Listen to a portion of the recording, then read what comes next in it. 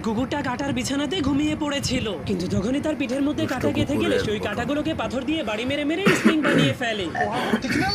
আর এই কুকুরটা আজব একটা গাড়ি বানিয়েছিল। সে তার গাড়ির ঘুমন্ত কুকুরের সামনে বিড়াল রেখে দিলে বিড়াল যখনই কুকুরটাকে ভেঙাতো তখনই গাড়িটা একা একাই চলতে শুরু করে দিত। আর এই কুকুরটা তো জুতা দিয়ে গাড়ি বানিয়ে সেই জুতার উপরে বসলেই তার গাড়ি চলতে শুরু করে দেয়, কিন্তু তার গাড়িতে কোনো ব্রেক না থাকার কারণে তার গাড়ির অ্যাক্সিডেন্ট হয়ে যায়।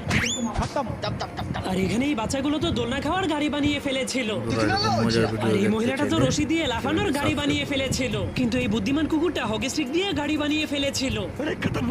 এই জন্য তার গাড়িটা থেমে গেলেই সে বলকে ব্যাট দিয়ে বাড়ি মেরে দিত, যার ফলে তার গাড়িটা চলতে চলতে তাকে সোজা অফিসে পৌঁছে দিত। এরপর শালা এমন একটা গাড়ি আবিষ্কার করে যেটা ব্যায়াম করলেই চলতে শুরু করে দিত।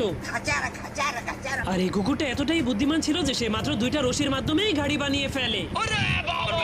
কিন্তু এই কুকুরটা হাওয়া দিয়ে চলতে পারা গাড়ি বানিয়ে ফেলে। আর এই কুকুরটা যখনই তার দোলনা গাড়ি